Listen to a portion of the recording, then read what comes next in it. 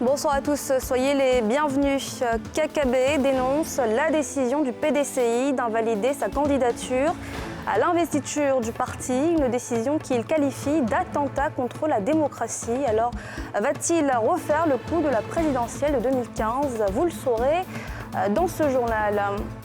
Top départ des épreuves physiques, des examens de fin d'année, de l'enseignement technique et de la formation professionnelle. Ambiance dans un centre d'examen à suivre. Et puis le PIB de la zone euro devrait chuter de près de 9% en 2020. C'est 3 fois plus que les prévisions pour l'Afrique subsaharienne.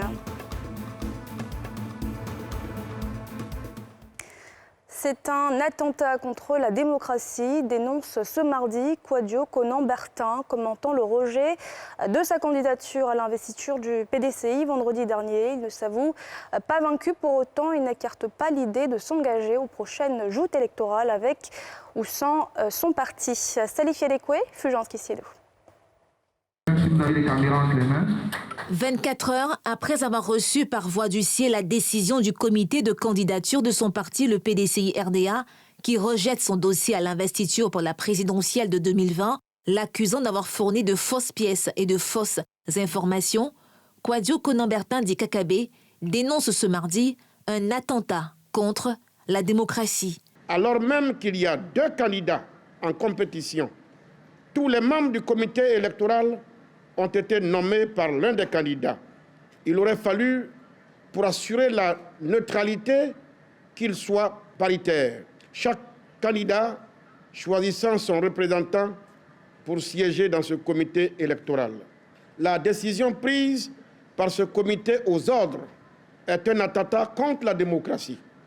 Elle est l'œuvre d'un escadron servile uniquement motivé par la préservation de ses propres intérêts. C'est un mauvais coup porté à l'image du PDCI-RDA et à la confiance de nos militants. Toutefois, l'ancien président de la jeunesse du PDCI n'entend point exercer un recours judiciaire. Et quant à l'idée d'une candidature indépendante, comme en 2015, sans son parti politique, voici sa réponse. Ma décision a été longuement mûrie.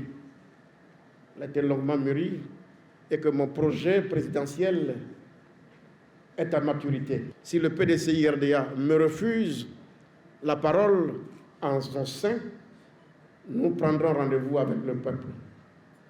Le moment venu. Mais pour l'instant, ce n'est pas à l'ordre du jour. Henri Konan Bédié, le président du parti, par ailleurs ancien président ivoirien, a été déclaré éligible par ce comité électoral. Âgé de 86 ans, il est donc en pole position pour être le candidat du PDCI à la prochaine élection présidentielle ivoirienne. En parlant d'élections présidentielles, certains ne croient pas du tout à sa tenue le 31 octobre prochain. C'est le cas de l'ancien candidat à la présidentielle de 2010 et 2015, Kouadio Konan-Siméon, dit KKS. Il propose en lieu et place une transition politique. Pierre Dipomélin, Harouna Zeba. À moins de 4 mois du scrutin présidentiel en Côte d'Ivoire, Konan Kouadio-Siméon s'inquiète. Pour lui, il sera impossible juridiquement et techniquement de tenir la date du 31 octobre prévue pour l'élection présidentielle. Son argumentaire tourne autour des nouvelles dispositions du Code électoral d'avril 2020, notamment l'article 51 et 52 qui instituent le système du parrainage citoyen et prescrivent le délai de réception des candidatures. Ces dispositions, selon le conférencier, butent sur la décision de la CEI, commission électorale indépendante, de rendre publique la liste électorale définitive en fin septembre. Analysons ensemble de plus près ce que ces articles du Code électoral ivoirien nous disent. Les articles 51 et 52 de notre Code électoral demandent aux candidats d'avoir à déposer au plus tard le 31 octobre 2020 un dossier de candidature qui doit comprendre une liste d'électeurs dont le fichier ne sera connu que le 30 septembre, au mieux des cas. Comment savoir qui sera effectivement électeur ou pas? Pour solliciter son parrainage quand le fichier des bienheureux électeurs n'est pas encore connu. Et même si l'on demandait aux pauvres candidats d'aller chercher leur parrain à l'aveugle, combien de temps leur accorderait-on? Vu que nous sommes aujourd'hui à moins de 4 mois. Et pour être plus exact, à moins de 2 mois de la date butoir pour le dépôt des candidatures. Voici tout simplement les dispositions inopérantes de l'ordonnance portant nouveau code électoral qui rend juridiquement, matériellement et techniquement impossible la tenue du scrutin à la date du 31 octobre 2020. Celui qui a été successivement candidat en 2010 et 2015 appelle la classe politique et la société civile à une concertation devant aboutir à une transition. C'est pourquoi, au nom de la plateforme Consensus national pour le changement, la réconciliation et la paix, je lance à l'endroit de tous les acteurs de la société politique et civile et à toutes les forces vives de la nation un appel à l'union, au dialogue et à la concertation nationale inclusive afin de dégager un consensus national pour la mise en place de la vitale transition aux fins d'éviter à la Côte d'Ivoire une autre crise post-électorale meurtrière comme en 1995, en 2000 et en 2010. La conférence de presse a été l'occasion pour Konan Kouadio-Siméon de présenter un nouveau-né dans l'espace politique ivoirien, le CNCRP, Consensus national pour le changement et réconciliation et la paix, dont il est le président.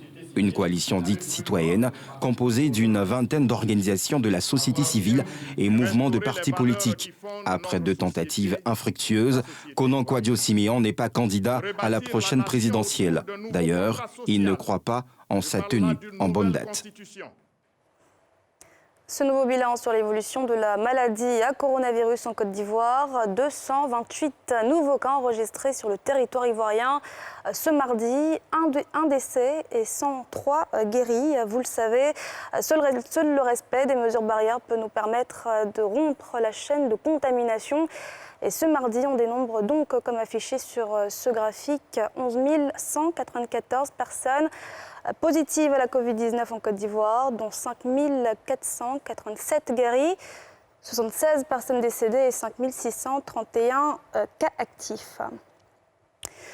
17 000 candidats entament depuis ce mardi les épreuves physiques des examens de fin d'année de l'enseignement technique et de la formation professionnelle. C'est dans une ambiance décontractée, vous le verrez, dans le strict respect des mesures barrières que les candidats ont affronté ce jour les disciplines sportives. Timé Danger, Eric Kemo. C'est parti pour les épreuves physiques des examens à grand tirage de l'enseignement technique et de la formation professionnelle session 2020. Dans ce centre ouvert à l'école des futurs bijoutiers du pays, l'ambiance est bon enfant.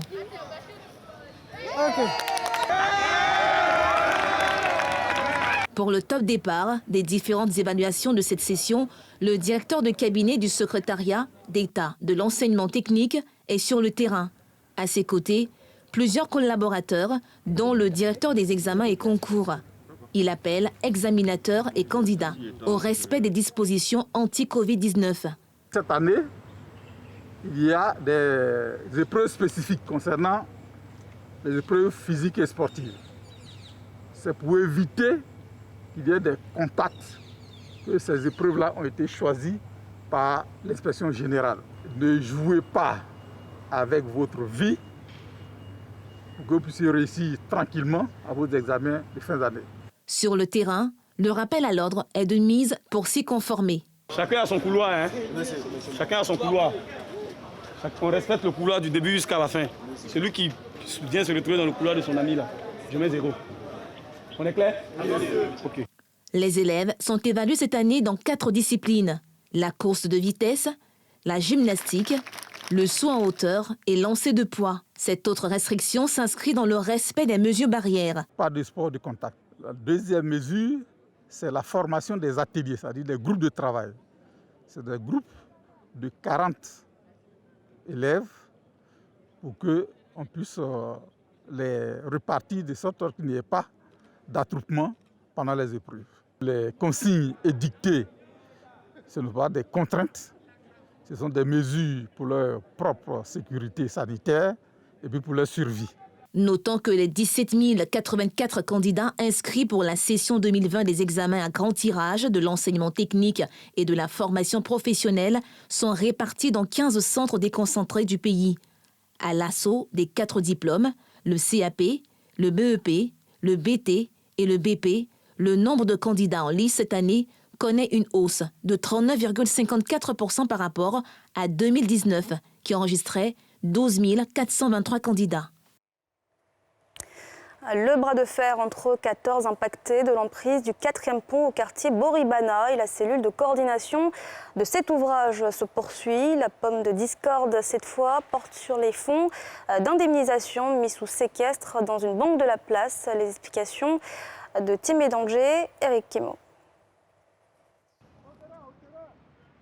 Les 14 impactés de l'emprise du 4e pont d'Abidjan sur le site de Boribana ne décollèrent toujours pas. S'ils reculent désormais sur le barème des indemnisations de leur bâtisse, ils réclament cette fois le paiement des fonds mis sous séquestre. Pour leur porte-parole, ces fonds restent bloqués. Aujourd'hui, nous tournons en rond alors que les bâtisses sont détruites. Donc, c'est le gros du problème qu'on a. Sinon, aujourd'hui, on ne demande plus l'application d'un quelconque barème. On demande ce que le PT a prévu pour nous, pour le mettre à la disposition de ceux qui sont déjà déguerpis. Ces déguerpis de Boribana arguent n'avoir trouvé nulle part de traces de leur argent. D'où leur colère. Le juge s'est basé sur les déclarations du PTUA pour rendre sa décision, parce que c'est le document qu'ils ont donné. Ils ont même le numéro du compte est dedans. Mais le juge n'était pas rassuré que le compte est approvisionné. Or, bizarrement, surtout que le compte même n'existe pas. Parce que nous sommes allés à Orabank nous dit que non, chez eux, il n'y a pas de compte séquestre. Il n'y a pas de compte séquestre ouvert dans leur livre. Faux, se défend-on au PTUA, projet de transport urbain d'Abidjan. Les fonds réclamés sont bel et bien logés dans une banque de la place. Parmi les 14, il y a des propriétaires non résidents qui ne sont même pas concernés par le processus de relogement. On leur demande de venir, les fonds sont disponibles. S'ils signent les documents y afférents, en moins d'une semaine, ils auront les ressources. Nous allons leur faire les ordres de virement qui vont avec. Les ressources sont disponibles et ils sont vérifiables. Sur la question du non-paiement à ce jour des indemnisations sous séquestre, l'équipe de coordination du projet du 4e pont d'Abidjan crie à la mauvaise foi. Au cours des différentes négociations qu'on a eues avec les personnes, nous leur avons demandé pour quel mode de rémunération ils optent. Ils ont dit que pour eux, c'est un tout. Ils ne choisissent aucun mode de rémunération pour l'instant et que c'est un tout, mais ils ne sont pas d'accord, ils ne veulent pas quitter l'emprise. Donc on n'avait pas d'autre choix que d'aller au tribunal et de reverser le montant total qui leur était dû sur le compte séquestre. Ce qui fait qu'aujourd'hui, ils ne peuvent pas prétendre à un quelconque relogement temporaire parce que c'est tout le montant qui leur est dû qui est versé sur le compte séquestre.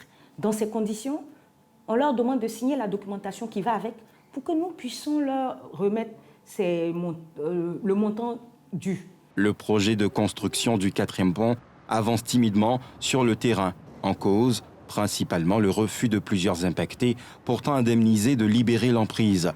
Après l'étape de Boribana, la deuxième phase de l'opération de déguerpissement touche demain, mercredi, le quartier Bromacoté d'Adjamé.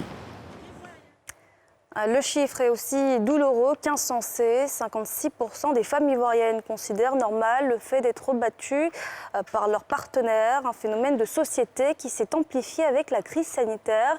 Alors pour sensibiliser ces femmes sur les violences basées sur le genre, mais aussi sur la maladie à coronavirus, une cérémonie initiée par plusieurs ONG a eu lieu ce jour. Nadja Eja, Mathieu Imbadé. Selon des données du Programme des Nations Unies pour le développement, 56% des femmes en Côte d'Ivoire considèrent normal d'être battues par leur partenaire.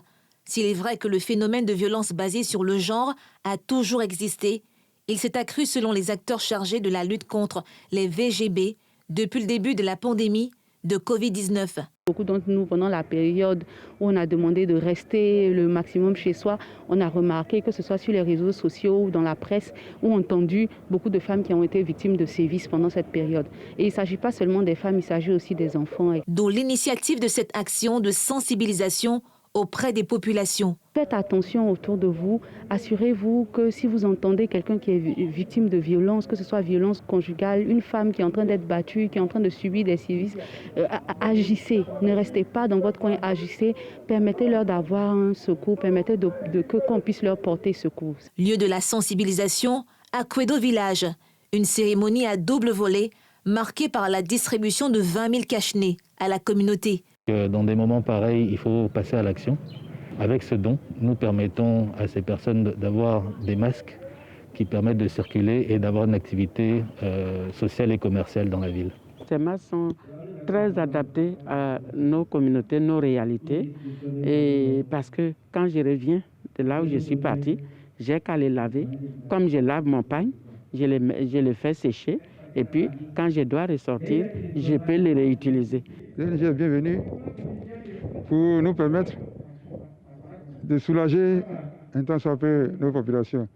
Et on espère que ça va nous permettre de bouter hors de notre pays, de notre village d'abord, de notre pays. C'est ça le maladie. Cette cérémonie de sensibilisation et de remise de masques s'inscrit dans la série d'actions menées par ce groupe d'organisations non gouvernementales depuis la pandémie. Avant Akwedo, le village d'Anoumabo à Marcory a aussi bénéficié de ces dons en équipement de protection sanitaire.